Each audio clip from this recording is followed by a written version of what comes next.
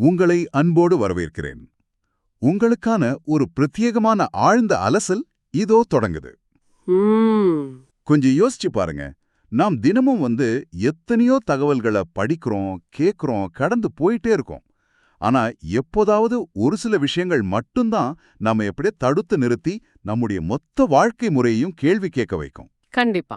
அப்படி ஒரு அற்புதமான, அதே சமயம் மிகவும் சவாலான ஒரு விஷயத்தை தான் இன்னைக்கு நம்ம கையில் எடுத்திருக்கோம். நீங்கள் பகிர்ந்திருந்த குறிப்புகளில் ஞானசரியை 21 அப்படிங்கிற ஒரு முக்கியமான தத்துவ பாடலை மையமா வச்சு பேச போறோம். ஆமா. இத கொஞ்சம் ஆழமாகவே அலசி பார்ப்போம். என்னன்னா, நாம் அன்றாட வாழ்க்கையின் சலிப்பான அந்த இயந்திரத்தனமான சுழற்சியிலிருந்து விடுபடுவது குறித்தும், மனித குலத்தையே காலம் காலமா அச்சுறுத்தி வரும் மரணத்தை வெல்வது குறித்தும் இந்த பாடல் ஒரு தைரியமான வாதத்தை முன்வைக்குது. வெறுமனே தத்துவங்களை அடுக்கி வைக்கும் ஒரு சாதாரண கவிதை கிடையாது. இது மனித இருத்தலின் யதார்த்தத்தை, சொல்லப்போனா அதோட கசப்பான பக்கங்களை நேரடியாக கேள்வி கேக்குது. உண்மைதான். அதே நேரத்துல மனித மனமும் மூளையும் எந்த அளவுக்கு தன்னை விரிவுபடுத்திக் கொள்ள முடியும் அப்படிங்கிற அந்த உச்சபட்ச சாத்தியக்கூறுகளையும் இது பேசுது. குறிப்பா சித்தி மற்றும் மரணமில்லா நிலை போன்ற மிகவும் சிக்கலான விஷயங்களை இந்த பாடல் எப்படி அணுகுதுன்னு பார்க்கறது ரொம்ப சுவாரஸ்யமா இருக்கும். வாங்க இதோட ஆழமான அர்த்தங்களுக்குள் நம்ம பயணிக்கலாம். பாடலோட முதல் வரியே ஒரு பெரிய முழக்கமா, ஒரு அழைப்பா ஒலிக்குது. அந்த வரி இதுதான்: சேர்ந்திடவே ஒருபடுமின் சமரசசன் மார்க்கத்தில் நெறியே பெருநெறியாம் சித்தியலாம் பெறலாம். அருமையான வரி. இத மேலோட்டமா படிக்கும்போது எல்லாரும் ஒன்னா சேருங்கள் அப்படின்னு ஒரு கூட்டணிக்காக அழைப்பது போல தோணுது.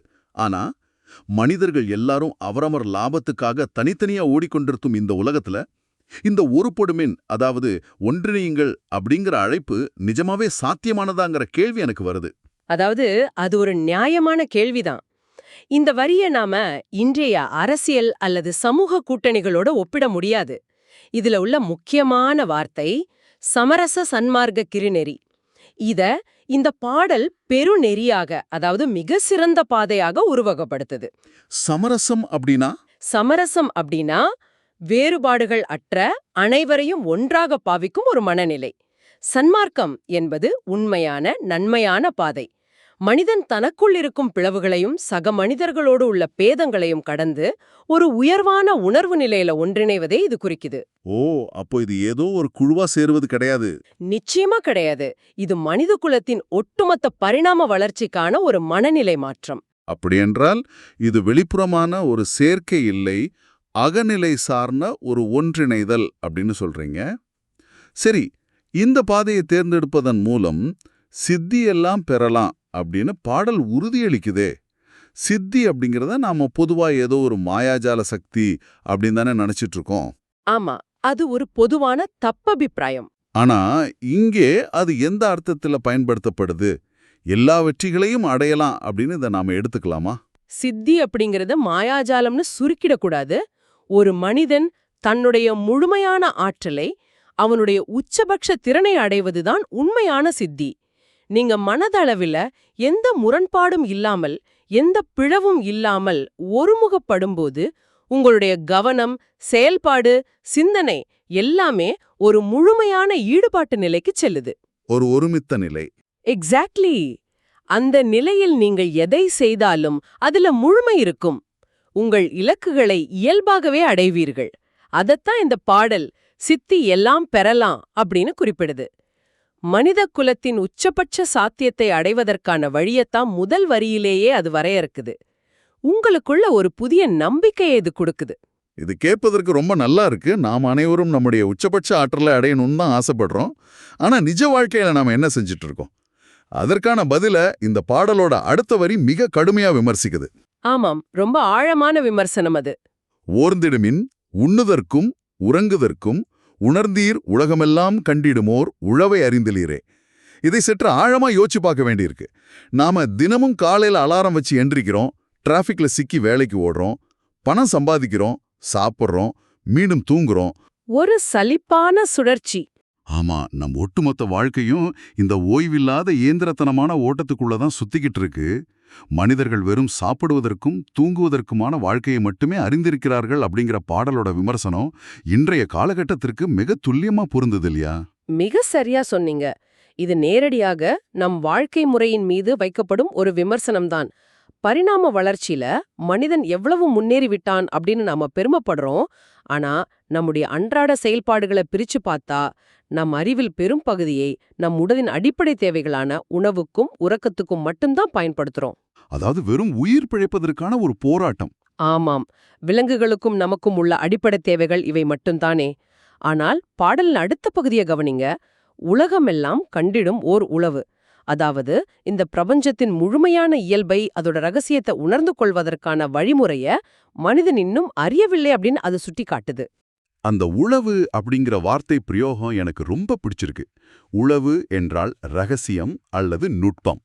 நாம் ஒரு அதிநவீன கைபேசியை வச்சுக்கிட்டு அதுல வெறும் நம்பர்களை அழுத்தி பேசுறதுக்கு மட்டும்தான் பயன்படுத்துறோம் அப்படிங்கிற மாதிரி இது இருக்கு. அருமையான உதாரணம். மூளை அப்படிங்கிற ஒரு பெரிய தொழில்நுட்பம் நம்மிடம் இருக்கு. ஆனா அதை வச்சுக்கிட்டு நாம வெறும் சாப்பிடுவது எப்படி, தூங்குவது எப்படி அப்படிங்கிற 2 விஷயங்களை மட்டும்தான் பயன்படுத்திட்டு இருக்கோம்.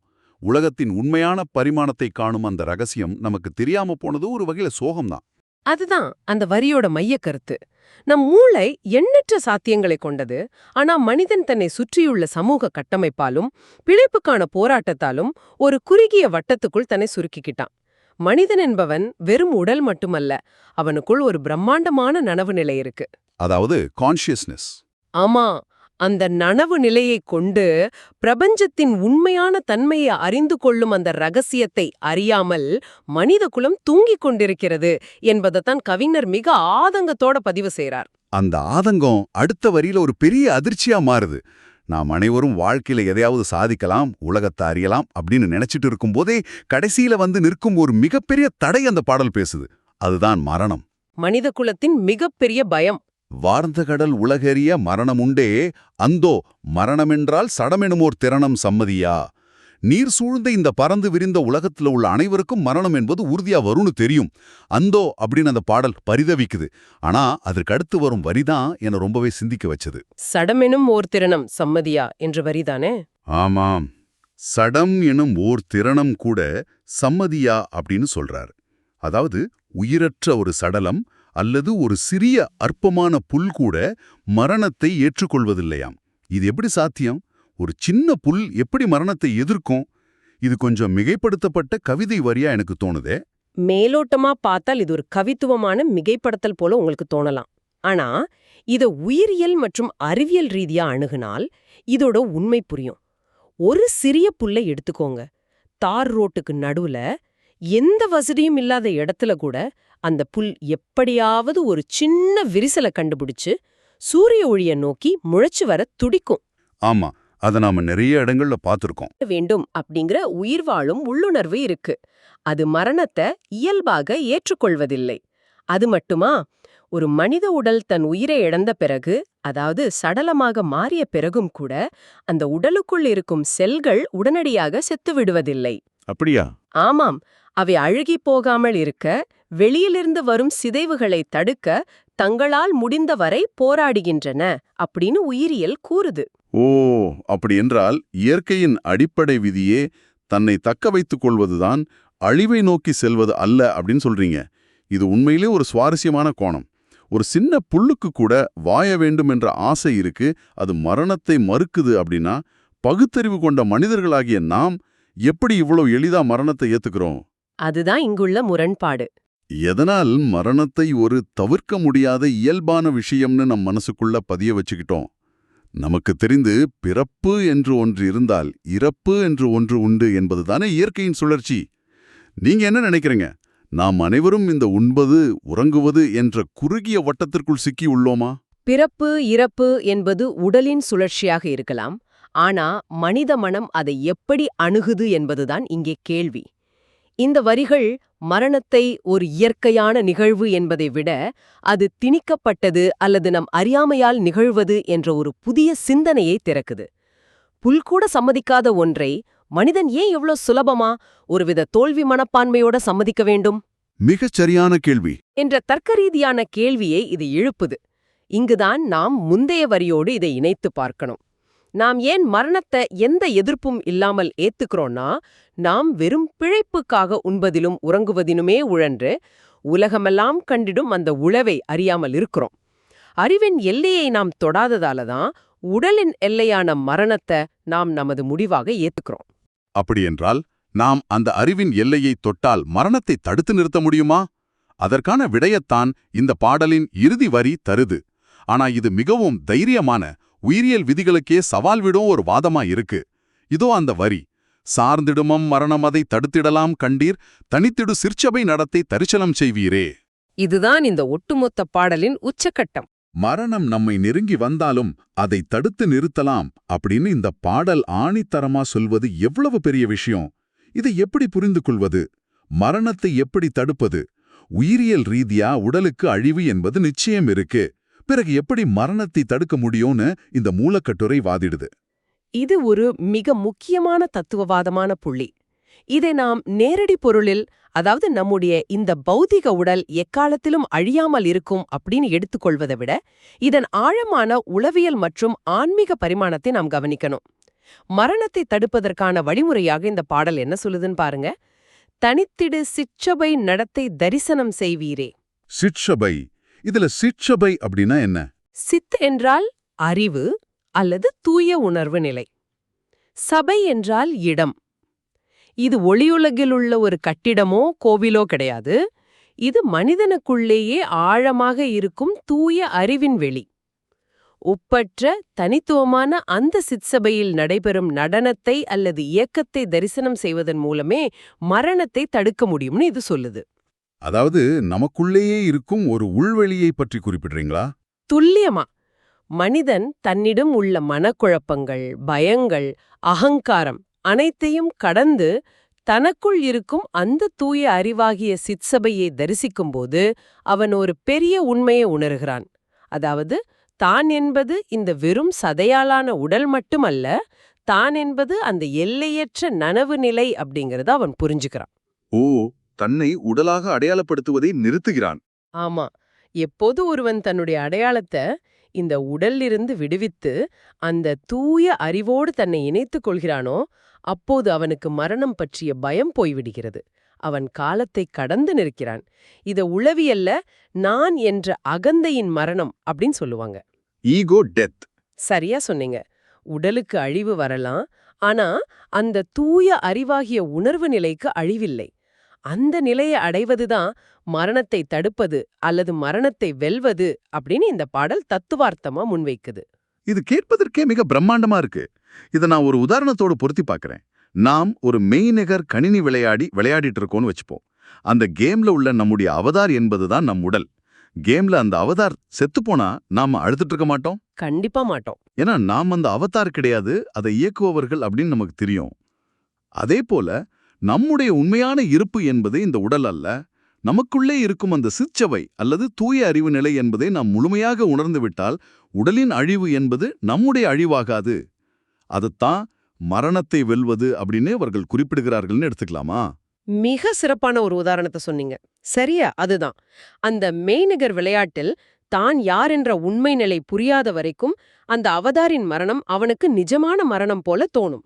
அதுபோலவே உண்பதும் உறங்குவதும் மட்டும்தான் வாழ்க்கை என்று பிழைப்பையே பிரதானமா நினைச்சிட்டு இருக்கிற மனிதனுக்கு மரணம் என்பது ஒரு மாபெரும் இருள். ஆனா உண்மையை உணர்ந்தவனுக்கு, சிற்சபையை தரிசனம் செய்தவனுக்கு, அதாவது தன்னுள் இருக்கும் அந்த பேரறிவை உணர்ந்தவனுக்கு மரணம் என்பது வெறும் ஒரு மாயை அல்லது ஒரு திரையின் வீழ்ச்சி மட்டுமே. அதனால் அவனால் அதை தைரியமாக எதிர்கொள்ள முடியும். சொல்லப்போனா அதை தாண்டி பயணிக்க முடியும். இதை நாம் முழுமையா புரிஞ்சு கொள்ளணும்னா இந்த பாடல் ஒரு சங்கிலி தொடர் போல ஒவ்வொரு கருத்தையும் எப்படி இணைத்து வந்திருக்கு அப்படிங்கிறத பார்க்கணும். இதை நான் சுருக்கமா தொகுத்து பார்க்கறேன். முதலாவதா, மனிதர்களாகிய நாம் நமக்குள் இருக்கும் பேதங்களை மறந்து சமரச சன்மார்க்கம் என்ற பெருநெறியில், அதாவது ஒரு உயர்ந்த உணர்வு நிலையில் ஒன்றிணைய வேண்டும். அப்படி ஒன்றிணையும் போது நம்முடைய உச்சபட்ச ஆற்றலான சித்திகளை நாம் இயல்பாகவே அடைய முடியும். ஆமா, அதுதான் முதல் படி. அடுத்தபடியாக வெறும் காலையில எழுந்து வேலைக்கு சென்று சாப்பிட்டு தூங்கும் அந்த விலங்கு நிலையிலான எந்திரத்தனமான சுழற்சியிலிருந்து நாம் வெளியேறணும். ஏன்னா இந்த உடம்பை வளர்ப்பது மட்டுமே வாழ்க்கை அல்ல. இந்த பிரபஞ்சத்தின் முழு பரிமாணத்தையும் அறிந்து கொள்ளும் அந்த ரகசியத்தை, அந்த உளவை நாம் தேடி கண்டுபிடிக்கணும். அதன் தொடர்ச்சியா இயற்கையின் அடிப்படையே அழிவை மறுப்பதுதான் அப்படிங்கிறத பார்த்தோம். ஒரு உயிரற்ற சடலமோ அற்பமான ஒரு சின்ன புல் கூட மரணத்தை ஏற்க மறுத்து தன்னால் முடிந்தவர போராடும்போது மாபெரும் சிந்திக்கும் திறன் கொண்ட மனிதர்கள் மட்டும் மரணத்தை எந்த எதிர்ப்புமின்றி சம்மதித்து ஏற்க வேண்டும் என்ற ஆழமான கேள்வியை உணர்ந்தோம். இறுதியாக அந்த மரணத்தை அல்லது மரணம் குறித்த நமது அச்சத்தையும் அறியாமையையும் எப்படி தடுத்து நிறுத்துவது என்பதற்கான தீர்வு பார்த்தோம். அது வெளியே எங்கேயோ இல்ல, நமக்குள் ஆழமாக இருக்கும் தூய அறிவு வெளியாகிய சிற்சபையை விழிப்புணர்வோடு தரிசனம் செய்வதன் மூலம் நாம் உடல் அல்ல, அறிவுருவானவர்கள் என்ற உண்மையை உணர்ந்து மரணத்தை வெல்ல முடியும் அப்படிங்கறத புரிஞ்சுக்கிட்டோம். இந்த 4 கட்டமும் ஒன்றோடு ஒன்று எப்படி அழகா இணையுது என்பது தத்துவ ரீதியா மிகவும் பிரமிக்க வைக்குது. இது ஏதோ காட்டுல போய் தவம் செய்யும் முனிவர்களுக்கானது மட்டுமல்ல, அன்றாடம் வாழ்க்கையில உழன்று கொண்டிருக்கும் ஒவ்வொரு மனிதனுக்குமான ஒரு விழிப்புணர்வு அழைப்பு என்பது தெளிவா புரியுது. கண்டிப்பா. இதை கேட்டுக்கொண்டிருக்கும் நீங்கள் ஒன்றை மட்டும் கருத்தில் கொள்ளணும். இந்த பாடல் வெறும் வார்த்தைகள் அல்ல, இது உங்கள் வாழ்க்கையை, உங்கள் அன்றாட செயல்களை பற்றி மறுபரிசீலனை செய்ய வைக்கும் ஒரு அழைப்பு. இந்த மூலக்கட்டிரை முன்வைக்கும் கருத்துக்கள் அனைத்தும் அறிவியல் படி உடனடியாக நிரூபிக்கப்படக்கூடியவையா என்று ஆராய்ச்சி செய்வதை விட, இவை நம் வாழ்க்கை முறையை எப்படி மாற்றுது என்பதுதான் முக்கியம். அருமையான பதிவு. நான் இன்று என்னுடைய அறிவை, என்னுடைய முழுமையான ஆற்றலை வெளிப்படுத்தப் போகிறேனா, அல்லது வெறும் என் உடலை தக்க வைத்துக் கொள்வதற்கான பிழைப்பு மட்டும் பார்க்க போகிறேனா அப்படின்னு உங்களை நீங்களே கேட்டுக்கொள்ளுங்கள். அந்த சிறிய விழிப்புணர்வு தான் நமக்குள் இருக்கும் அந்த சிற்றபையை நோக்கிய முதலடி. மிகச்சரியா சொன்னீங்க. இந்த உரையாடல் மூலமாக இந்த கருத்துக்களை மிக ஆழமாக புரிஞ்சு கொள்ள முடிந்தது. உயிரற்ற ஒரு புல் கூட மரணத்தை ஏற்க மறுக்கும்போது சிந்திக்கும் திறன் கொண்ட மனிதர்களாகிய நாம் வெறும் உண்பதிலும் உறங்குவதிலுமே நம் வாழ்நாளை கழித்துவிட்டு மரணத்தை அப்படியே ஏத்துக்கிறோமா? அந்த தனித்தீடு சிற்றபையை நமக்குள் தேடி கண்டுபிடிப்பதை இன்று தடுத்து கொண்டிருப்பது எது? அது ஒரு மிக ஆழமான கேள்வி. இதை நிறைவு செய்வதற்கு முன்பு இதை கேட்டுக்கொண்டிருக்கும் உங்களுக்காக ஒரு புதிய கோணத்திலான சிந்தனையை நான் முன்வைக்க விரும்புறேன். சற்று அமைதியால யோசிச்சு பாருங்க. இந்த பாடல் சொல்வது போல மனித குலம் ஒட்டுமொத்தமா அந்த சிற்றபை நிலையை அடைந்து விட்டது என்று வச்சுப்போம். நாம் அனைவரும் மரணம் என்ற பயத்தையே முழுமையாக கடந்து விட்டோம், நம்முடைய உச்சபட்ச அறிவை உணர்ந்து விட்டோம் என்றால் அடுத்த நாள் காலை இந்த சமூகம் எப்படி இயங்கும்? ரொம்ப சுவாரஸ்யமான கற்பனை இது. மரணம் என்ற ஒரு எல்லைக்கோடை இல்லை அல்லது அது பற்றிய பயமே இல்லை என்றால் மனிதனுக்கு நேரம் என்ற ஒரு விஷயத்தின் மீது மதிப்பு இருக்குமா? இதை நான் இவ்வளவு காலத்திற்குள் சாதித்தாக வேண்டும் என்ற அந்த அவசரம், அந்த தேடல், அந்த ஆசை எல்லாமே என்னவாகும்? பணத்தின் பின்னால் நாம் ஓடும் இந்த ஒட்டுமொத்த பொருளாதார அமைப்பும் அர்த்தமற்று போய்விடுமா? மரணத்தை கடப்பது மனிதனுக்கு முழுமையான சுதந்திரத்தை தருமா, அல்லது அவனுடைய வாழ்வின் உந்து சக்தியையே அழித்து விடுமா? இந்த கேள்வியை தொடர்ந்து உங்களுக்குள் ஆராய்ந்து பாருங்கள். இந்த ஆழமான பயணத்தில் எங்களோடு இணைந்ததற்கு நன்றி. மீண்டும் அடுத்த அலசலில் சந்திப்போம்.